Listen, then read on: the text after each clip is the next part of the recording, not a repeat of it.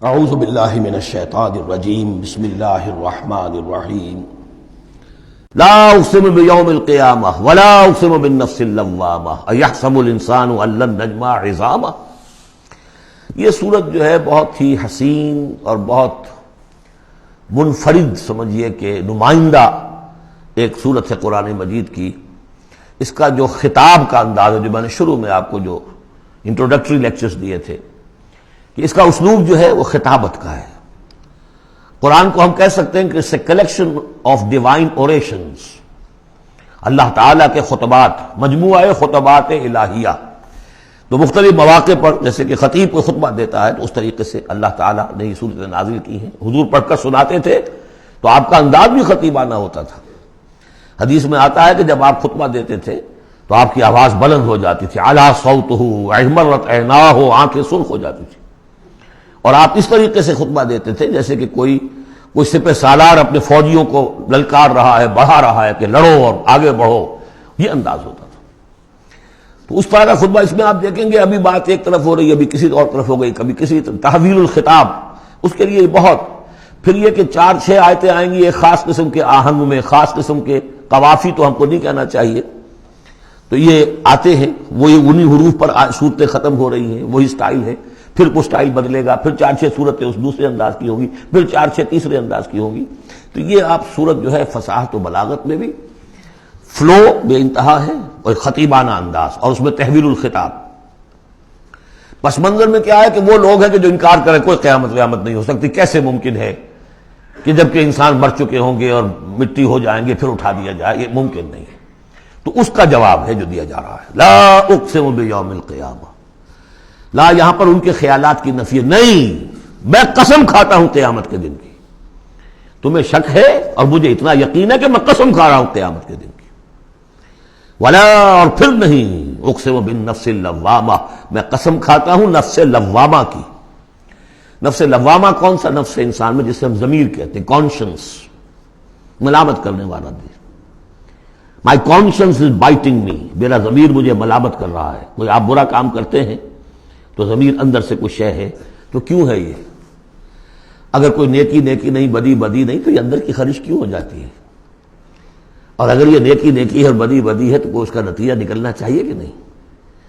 یعنی پہلی آیت جو ہے وہ تو اسی طرح کی ہے جیسے سورہ تغابن میں ہم نے پڑھا تھا، قل بلا وربی لتبعثن ثم لتنبؤن بما عملتم، اس میں دلیل کوئی نہیں ہے، اذعان ہے، ایک شخص اپنے یقین کو دلیل کے طور پر پیش کر رہا ہے، اور یہ اس پر سارا دار و مدار ہے۔ کون شخص ہے؟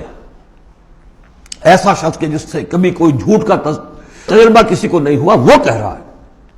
سیرت و کردار جو ہے محمد رسول اللہ کی، وہ گویا کہ دلیل کی حیثیت رکھتی ہے اس قول کے پیچھے۔ لا اقسم بیوم القیامہ ولا اقسم بالنفس اللوامہ، یہ تمہارے اندر موجود ہے قیامت کی دلیل، تمہارا ضمیر، تمہارا کانشنس۔ ایحسب الانسان ان لن نجمع عظامہ، کیا انسان یہ گمان کرتا ہے ہم اس کی ہڈیاں جمع نہیں کر سکیں گے؟ بلا قادرین، کیوں نہیں، ہم پوری طرح قادر ہیں، علی ان نسوی بنانا، یہاں کنہ محذوف سمجھنا چاہیے، بلا کنہ قادرین علی ان نسوی بنانا، بس کہ ہم اس کی ایک ایک پور کو برابر کر دیں گے۔ بل یرید الانسان لیفجر امامہ، اصل سبب جو ہے آخرت کے انکار کا وہ یہ ہے کہ انسان چاہتا ہے کہ فسق و فجور جس کا عادی ہو گیا اسے جاری رکھے، حرام خوری چھوڑنی نہیں، جس عیش کا خوگر ہو گیا ہوں اس کو چھوڑ نہیں سکتا، قیامت کو مانوں گا تو پھر دیکھنا پڑے گا کیا غلط ہے، کیا صحیح ہے، کیا جائز ہے، کیا ناجائز ہے۔ اس لیے جیسے کہ بلی کو دیکھ کر کبوتر آنکھ بند کر لے، اب ظاہر بات ہے کہ وہ بلی تو نہیں ختم ہو جائے گی، تو در حقیقت یہ قیامت سے آنکھیں چراتے ہیں، آنکھیں بند کر رہے ہیں، اس لیے کہ انہیں پتا ہے کہ ہم نے کیا آگے بھیجا ہے اور آگے بھی کرنے کا وہی ارادہ ہے۔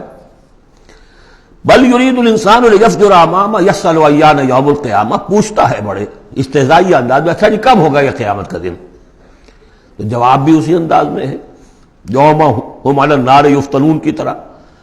فرمایا فاذا برق البصر، جب وہ قیامت آئے گی نگاہیں چندھیا جائیں گی، خسف القمر، چاند بے نور ہو جائے گا، یا یہ کہ چاند دھس جائے گا سورج کے اندر، وجمع الشمس والقمر، اور سورج اور چاند یکجا کر دیے جائیں گے۔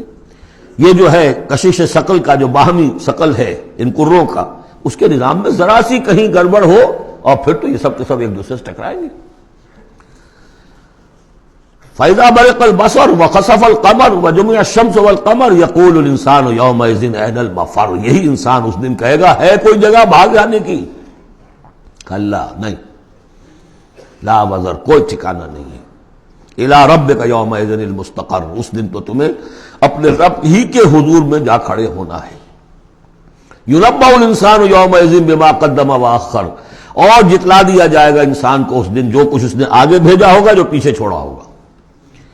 ہم اعمال نیک ہوں یا بد ہوں، اس کا کچھ حصہ آگے بھیج دیتے ہیں اپنی زندگی میں، کچھ اس کے پیچھے جو اثرات چلتے ہیں اس کا حساب بھی بعد میں جاری رہتا ہے.